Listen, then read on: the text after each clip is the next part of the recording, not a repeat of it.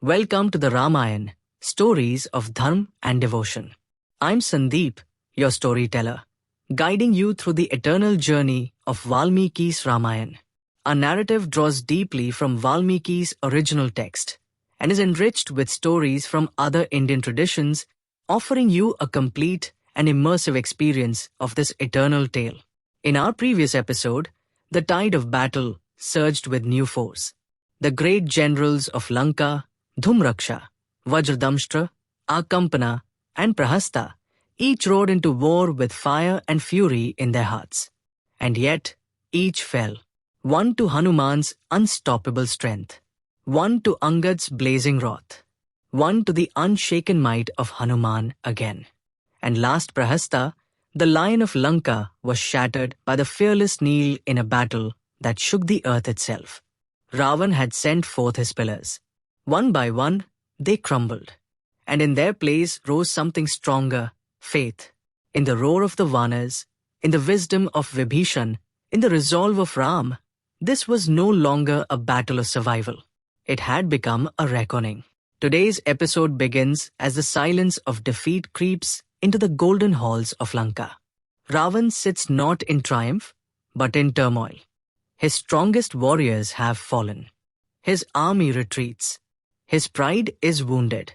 His city, though still tall, begins to tremble. The enemy is not just at the gates. It is burning through every illusion he once believed unbreakable. And so, Raavan, king of demons, ruler of fear, master of illusion rises. No longer content to send others, he prepares to enter the battlefield himself. But he is not alone. Along with him ride the last great warriors of Lanka. Demons born of curse and power. Demons bound to him by fate and fury. And waiting for them, beneath Lanka's sky, stand the warriors of Ram. What follows is no mere clash of weapons. It is the beginning of the storm that will decide the fate of Lanka. Join me now as Raavan steps into war for the first time. As monkey and demon, god and mortal, fury and fate collide in the battlefield of destiny. In the quiet shade of the Ashok Vatika, where sorrow often hung like a curtain of mist, a flicker of hope glowed that morning. Trijta, the kind-hearted demoness who had become Sita's only source of truth and kindness, stepped into the grove. Her face bore signs of exhaustion, but also quiet reverence. She approached Sita, who sat beneath the flowering Ashoka tree, eyes filled with longing, yet unwavering in resolve. Trijta said softly, folding her hands in respect, "Devi, the storm has begun to turn." Sita looked up, a faint light rising in her eyes. She asked, tell me what has happened." Trijta knelt beside her, her voice low but steady. She informed, "Your beloved Ram has risen." The divine eagle Garud broke the spell that bound him and Lakshman. The Vanars fought like rivers in flood. One by one, Raavan's strongest warriors, Dhumraksha, Vajradamshtra, Akampana, Prahasta, fell in battle. Hanuman's might shook the earth. Angad, Neela, Jambavan, all fought like gods. Even Prahasta, Raavan's own commander, was slain. The battlefield trembles with the name of Ram. A breath of relief escaped Sita's lips. Her heart, so often burdened by grief, felt light for a moment. She said, her voice trembling, "So Dharma stands strong. My Ram still leads."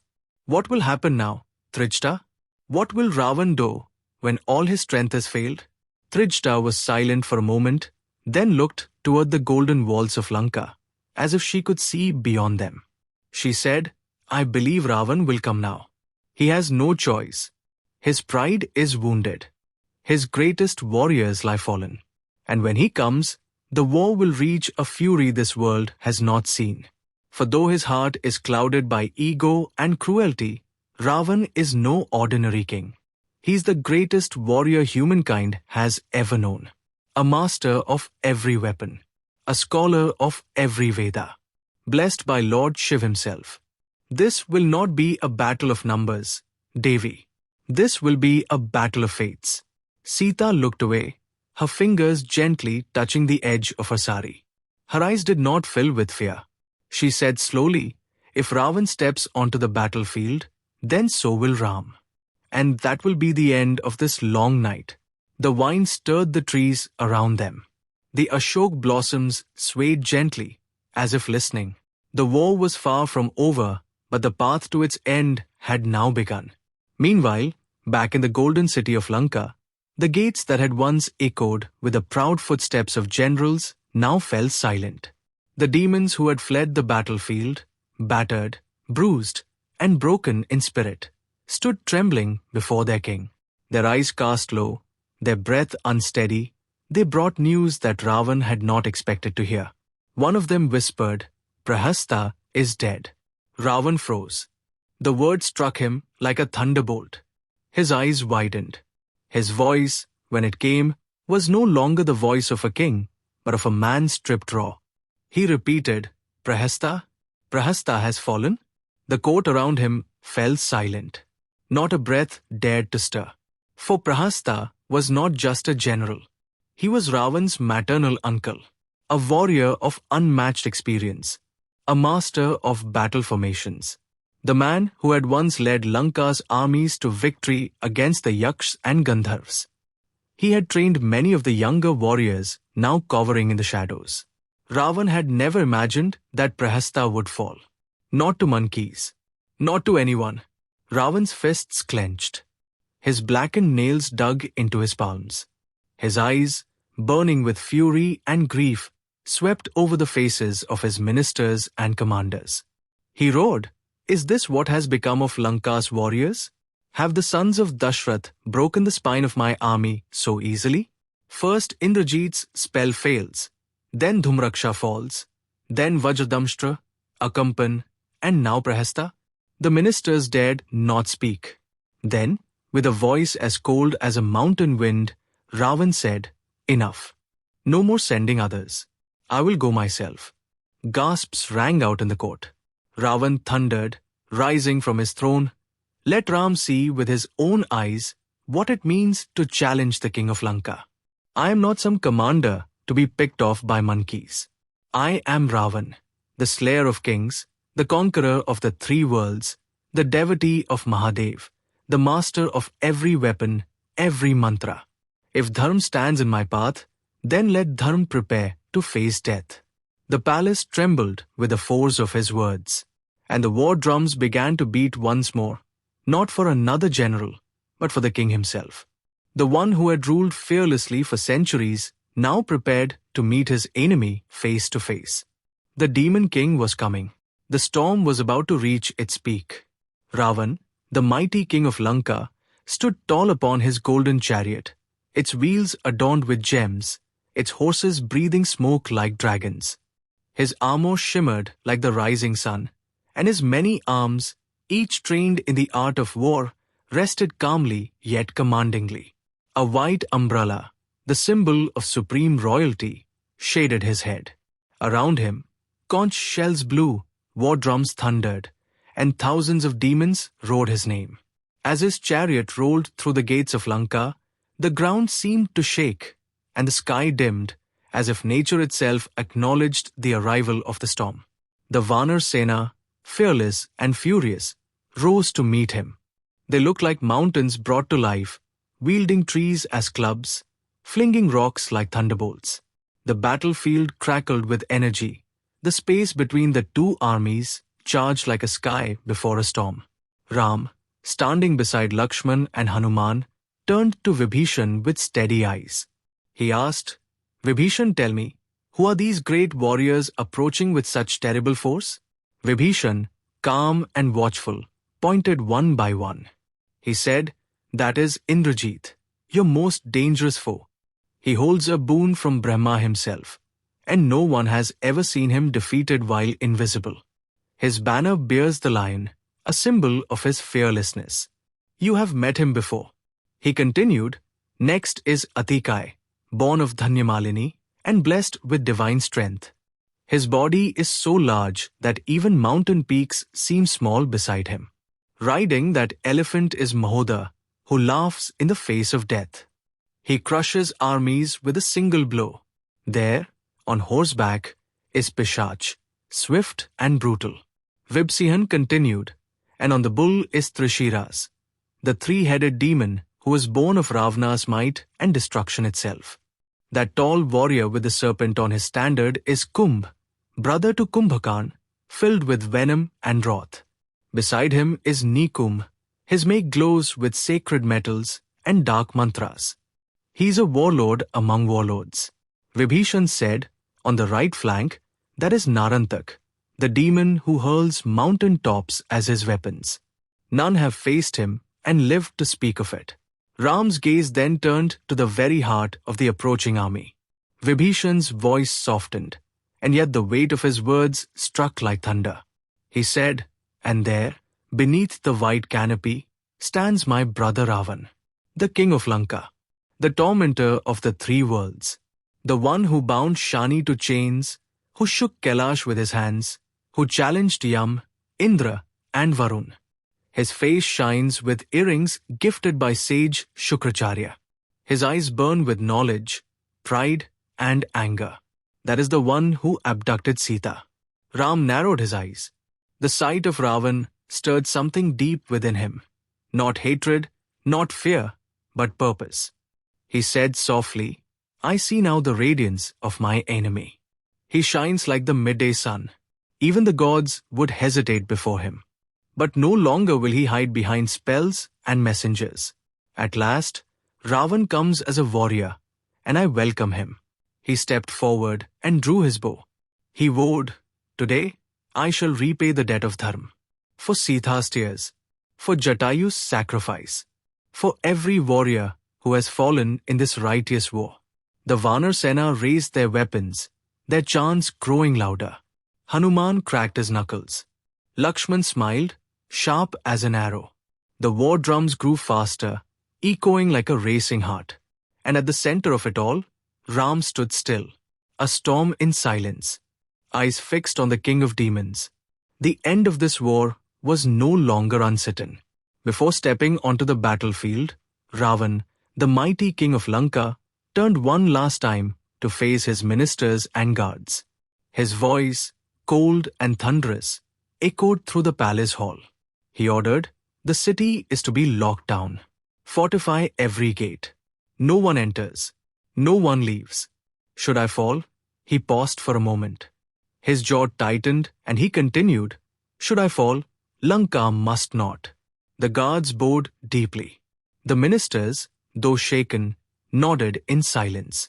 With his final order given, Raavan ascended his grand chariot, its wheels forged from enchanted gold, its canopy gleaming like a crescent moon.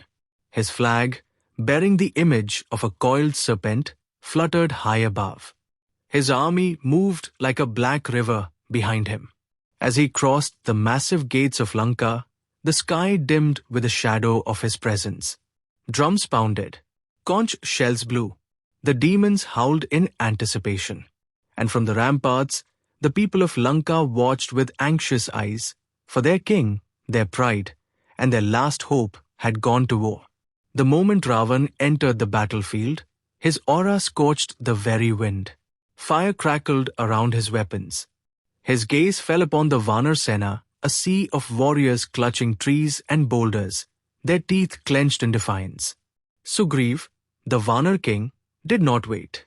With a roar that shook the sky, he leapt forward, tearing a mountain top from the earth and hurling it at Raavan with unimaginable force. The massive rock spun through the air like a falling comet. But Raavan, calm and precise, drew a single arrow glowing red with fire and split the mountain into 1,000 pieces, scattering dust and stone across the field. Sugriv landed with a crash and charged again, this time fist raised, claws extended. He leapt onto Raavan's chariot, grabbing hold of the demon king's banner pole. Raavan struck with the flat of his palm, sending Sugriv flying backward. As the Vanar rolled across the battlefield, Raavan drew another flaming arrow and fired. It struck Sugriv's chest, lifting him into the air and slamming him to the ground with a deafening crack. Sugriv fell unconscious. The Vanars gasped in horror. The demons roared in triumph. Raavan stood tall in his chariot, the wind stirring his black robes, the smoke of his arrows wrapping around him like a second skin. When the warrior fell unconscious, the demons cheered in victory. But 6 Vanar generals, Gavaksh, Gavaya, Sushin, Rishab, Jyotimukh, and Nal bravely rushed at Raavan with rocks.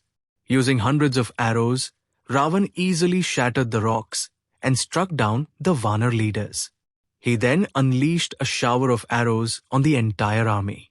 Terrified, the Vanars cried out and fled the battle, seeking protection from Ram. Seeing his army in distress, the great archer Ram immediately grabbed his bow and prepared to fight. Ram's eyes narrowed as he watched Sugriv fall. He stepped forward, hand on his bow, but before he could move, Lakshman approached and bowed low. He said, "Brother, let me go." Ram looked at him, searching his brother's face. He saw fire. He saw focus. He saw loyalty carved in stone. Lakshman said with determination, "I will face Raavan.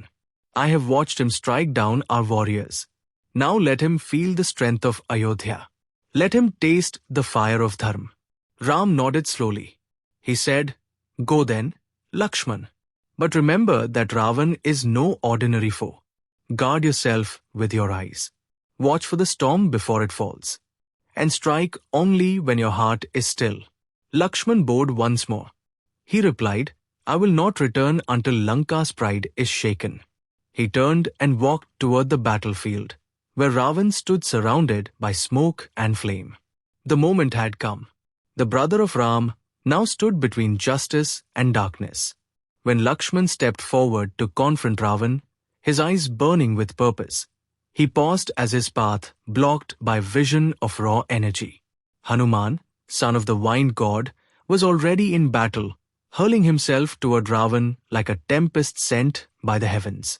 Arrows flew like meteors from Raavan's bow, lighting the air with fire. But Hanuman, unstoppable, surged ahead, undaunted by weapon or wrath. Climbing onto the demon king's chariot, Hanuman raised his open palm and spoke, "O Raavan, you were granted protection from gods and demons alike. But you forgot the Vanars.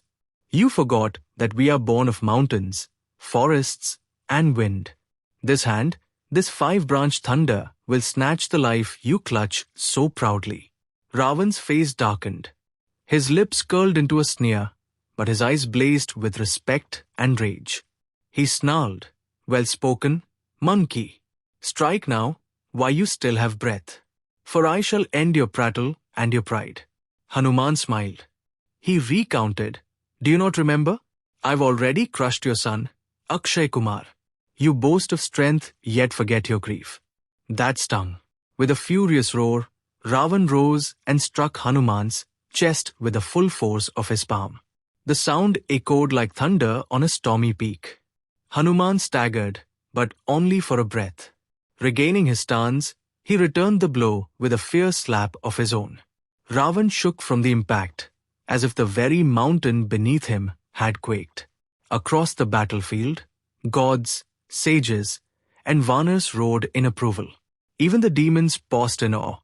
Raavan, now breathing heavily, offered a rare nod. He said, "Well done, Hanuman. You are a true enemy, worthy of war." Hanuman's eyes narrowed. He said, "Praise from a cursed soul is nothing but wind. You speak too much. Shall I now send you to Yam, the death god?" Raavan, fuming, whirled and struck again, this time with a clenched fist of fury. The blow landed heavy, and Hanuman staggered once more. Seeing the moment, Raavan turned his fury towards Neel, the Vanar general who stood defiant in the chaos. As Raavan unleashed his flaming arrows upon Neel, the Vanar general fought back with mountains and trees. His body bore the fire of Agni, his father. He was unyielding, but the sky rained arrows, and his every step was scorched. Raavan, towering like death itself, shattered Neel's rock with a volley of steel. But Neel's fury only grew. He leapt onto Raavan's banner, onto his bow, onto the very crown on his head. The battlefield gasped. Raavan's pride burned. Reaching for a divine arrow, He called upon the Agni Astra, the weapon of fire, and aimed at Neel, still perching atop his chariot like a blazing omen. Raavan spat, "You have magic, monkey. But I have death. Save yourself, if you can." The arrow flew, a comet born of wrath. It struck Neel square in the chest. He fell unconscious. The Vanars cried out in horror. But as Neel struck the earth, bloodied and burning, he still breathed. The fire in him refused to die. His body was broken, but his soul stood firm. And now, as dust rose again and the thunder of war returned, Lakshman stepped forward at last. He roared, "Enough. I go." Ram nodded in silence. The next clash was nearby. Lakshman's eyes narrowed as he stepped onto the battlefield. The ground was scorched and scattered with broken stones and smoking weapons. The cries of wounded Vanars echoed like thunder in the distance. At the center of it all stood Raavan, glorious, terrible, unstoppable, with his many arms wielding bows and swords as his golden chariot blazed through the chaos like a comet tearing through the night sky. Raavan turned, his fiery gaze falling upon the young prince.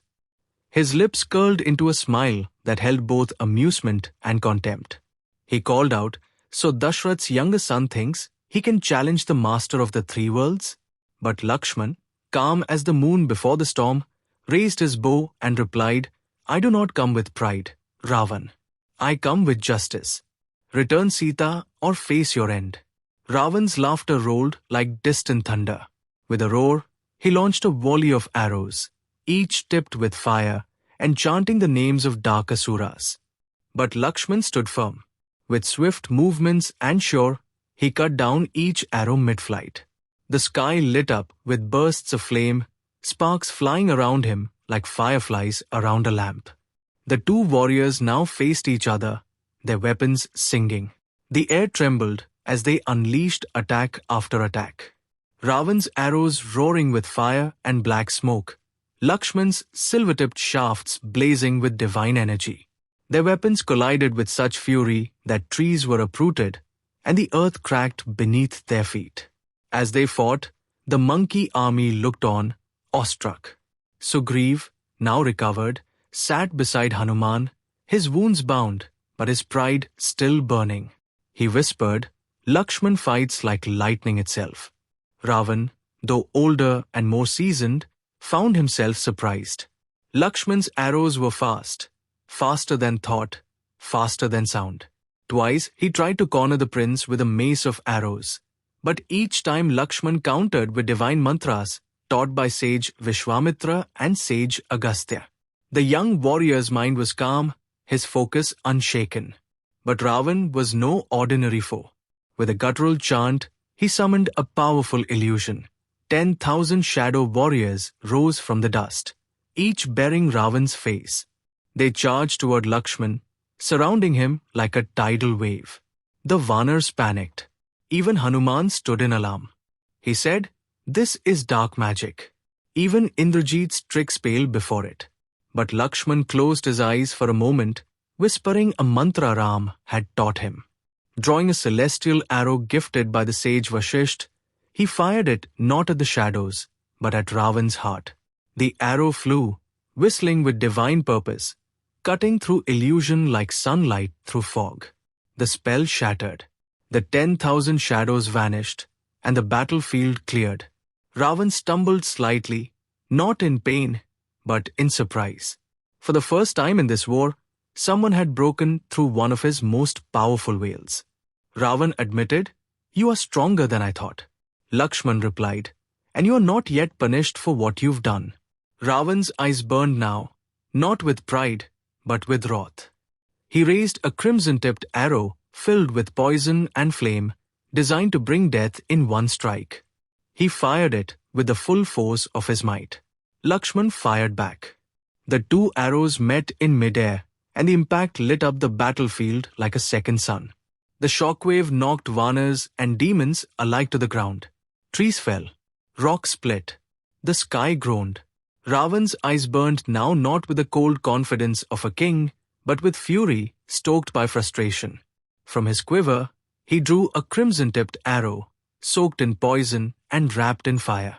This was no ordinary weapon. It was a death-bringer, forged in dark fire and fed on curses. With a roar that made the clouds tremble, Raavan fired it, aiming straight for Lakshman's heart. But Lakshman was no ordinary warrior either. The younger son of Dashrath, the one who had walked beside Ram through exile and war, lifted his bow with divine speed. He fired an arrow of his own, swift as lightning, glowing with truth. The two arrows collided midair. The sky cracked open in light. Lakshman, fierce and steady like Indra himself, drew more arrows, each sharp, blazing, swift. He let them fly toward Raavan with the calm precision of a warrior who knew his purpose. Raavan shattered them mid-flight and retaliated. From his quiver, he drew a divine shaft, glowing with the fire of time itself, gifted by God Brahma. He fired. It struck Lakshman square on the forehead. The younger prince staggered. His bow slipped. Blood trailed down his brow. But he did not fall. Eyes fluttering, pain thundering through his skull, Lakshman steadied himself. With sheer force of will, he snapped out of the daze, seized his bow, and in a swift arc broke Raavan's weapon into pieces. He fired 3 deadly arrows in return, piercing Raavan's chest. The demon king swayed. Blood burst from his wounds. He gasped, staggered, and yet remained on his feet. Raavan roared, enraged and humiliated. From the depths of his chariot, he summoned another divine weapon, a blazing spear gifted by God Brahma, burning with smoke and flame, its presence enough to send chills through the monkey army. With a cry that shook the battlefield, Raavan hurled the weapon. Lakshman fired arrows and darts to break it, but the spear cut through the sky like fate itself and struck his chest with terrifying force. Lakshman crashed to the ground, breathless, as fire seemed to erupt inside him. Raavan, seizing the moment, leapt from his chariot and charged. He grabbed Lakshman's body, intending to lift him, carry him off like a trophy. But he could not. Raavan, who had lifted mountains and gods, could not lift Lakshman. Though wounded, Lakshman's body was heavy with divinity. A part of Vishnu resided in him. His very soul resisted humiliation. Raavan's arms trembled. At that moment, a cry pierced the air. A storm had arrived. Hanuman, the son of the wind, burning with rage and love, launched himself toward Raavan like a thunderbolt. With one mighty fist, he struck Raavan square in the chest. The king of Lanka staggered. Then, to the astonishment of all, Raavan fell to his knees. Blood poured from his face, ears, and eyes. His hands dropped to the ground. For a moment, he was no king, just a man broken by the strength of devotion. All around, gods hidden in the sky, sages watching from afar, and the Vanars who fought on the ground roared in triumph. Hanuman, calm now but urgent, lifted Lakshman in his arms with reverence. Though not even Raavan could move Lakshman's body, Hanuman carried him easily not by strength, but by friendship, love, and faith.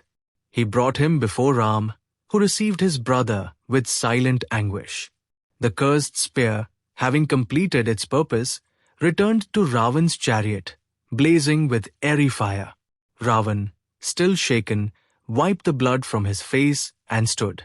With trembling hands, he picked up his bow again. But now, something had changed. Ram rose, silent, focused. He looked across the field of fallen Vanars, wounded heroes, and his beloved brother barely breathing. And he knew it was time. Just then, Hanuman stepped forward and spoke, "Climb upon my back, Ram." As God Vishnu rose upon Garud to fight the evil of old, rise now to bring down the darkness once more. Let me be your wings. Let me carry you to justice. Hearing those thunderous words spoken by Hanuman, son of the vine god, Ram, the warrior prince, the upholder of Dharma, mounted his divine carrier. Hanuman stood tall, his shoulders broad as a mountain, and with a leap that cracked the earth beneath, he soared into the battlefield with Ram upon his back. Ram's eyes, deep and calm like still water, now glowed with wrath. And there before him stood Raavan crowned, wounded, and unrelenting, his black chariot torn through the ranks like a shadow devouring fire. As Ram approached, his fingers curled around the bowstring. With a resonant twang, the sound of his arrow rang through the sky like thunder before a storm.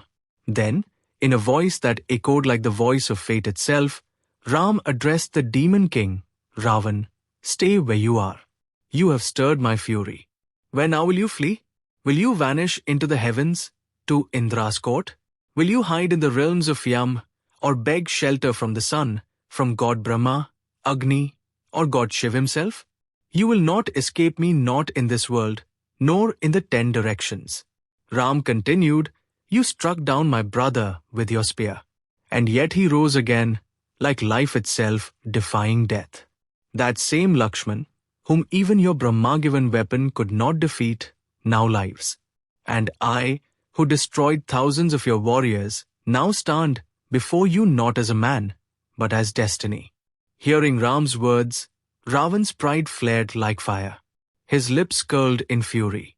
Remembering every defeat, every wound to his ego, the king of Lanka raised his bow and unleashed a rain of fiery arrows upon Hanuman, who carried Ram like Garuda bore Vishnu in ages past. Each arrow struck true, but Hanuman did not falter. The Vanar warrior's power only grew. His eyes blazed with storm. His muscles coiled with purpose. The more he bled, the stronger he became, and the more Ram's anger blazed. With a cry that split the clouds, Ram drew near and let loose a stream of arrows so sharp, so precise, that Raavan's chariot itself shattered under the assault. The wheels cracked. The canopy fell. The horses collapsed. The standard, bearing Lanka's emblem, splintered and burned. Before the demon king could even react, Ram fired a golden shaft, gleaming like the sun. It struck Raavan square in the chest, his broad, mighty chest that once withstood thunder and lightning. The force threw Raavan back. His grip loosened. His bow fell. The battlefield fell silent as Raavan stumbled, his knees buckling beneath him, blood soaking his armor. But Ram was not done. With calm fury, he knocked a crescent-shaped arrow. It flew with the grace of the moon and shattered Raavan's crown, his diadem, the shining symbol of his pride and power, sending it tumbling to the dust. The demon king stood dazed, stripped of grandeur. He looked like a venomous serpent whose fangs had been broken. The great warrior of Lanka, the scourge of gods and men, now stood humbled. And Ram spoke not with hatred, but with restraint. His voice was calm, but it carried the weight of justice, the stillness of a storm held back only by will. "Raavan, you have fought with might today. You faced Sugriv, you battled Hanuman, you brought down Lakshman, and still you stood. You are no ordinary warrior. I honor your strength, for many of my brave Vanars now lie upon this earth because of your arrows." Ram lowered his bow, the divine glow still shimmering in his hand, yet untouched. He continued, "But look at you now. Your chariot lies broken. Your horses are dead. Your weapons are scattered. Your crown is shattered. You are not standing in glory. You are standing in the shadow of defeat. Not because you are weak, but because your poise is not correct. I will not strike you down today." Raavan looked up, his body trembling with pain, but his pride unwilling to bow. And Ram continued, his gaze steady, not filled with vengeance, but with truth. "This is not the time for death, Raavan. Not yet. I do not seek victory over a broken man. Go, return to Lanka. Rest. Look into the eyes of those who still love you. Hold your weapons. Count your wounds. Reflect not just on this battle, but on this war. Ask yourself, is there still honor left in this fight? Must more sons die, more kingdoms fall, more mothers weep? Or will you choose another path? Come back tomorrow, if you must. Come with your chariot restored, your bow in hand, and your pride made whole. And then you shall see the full power of Ram.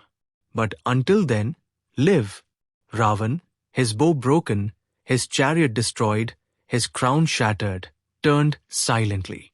The battlefield did not cheer as he left. Only the quiet retreat of a king who had felt, for the first time, the weight of his opponent's will. And as he rode back to Lanka, bloodied, reeling, yet still burning within, the Vanar army surged forward. Ram, his gaze steady, now turned his attention to the fallen. He ordered that arrows be pulled from the bodies of his wounded warriors. The skies that had once been dark with smoke now began to clear. The demon, who had terrorized 3 worlds, had been humbled. But the war was not yet over. Raavan had been struck, but not destroyed. In this episode, we witnessed Raavan descended into the battlefield not as a distant shadow commanding from high towers, but as a warrior seeking to crush the spirit of Ram's army himself. We saw him hurl his flaming arrows and mighty spear, striking down Sugriv, wounding Lakshman, and shaking the hearts of the bravest Vanars.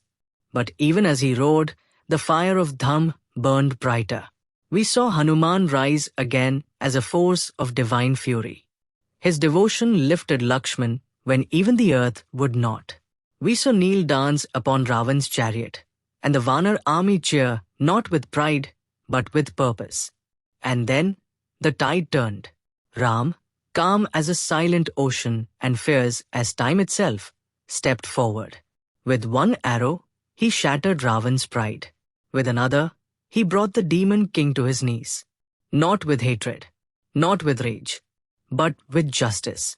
Today, Raavan left the battlefield with no crown, no bow, and no words left to boast. Join me in the next episode as Raavan returns to Lanka defeated, but not destroyed. There, behind palace walls, the final battle begins to take shape. For when the sun rises again, it will rise on a war not of armies, but of destinies. Ram is ready, and Raavan has no place left to hide. Share this podcast with your loved ones, and let the timeless lessons of the Ramayana inspire your journey.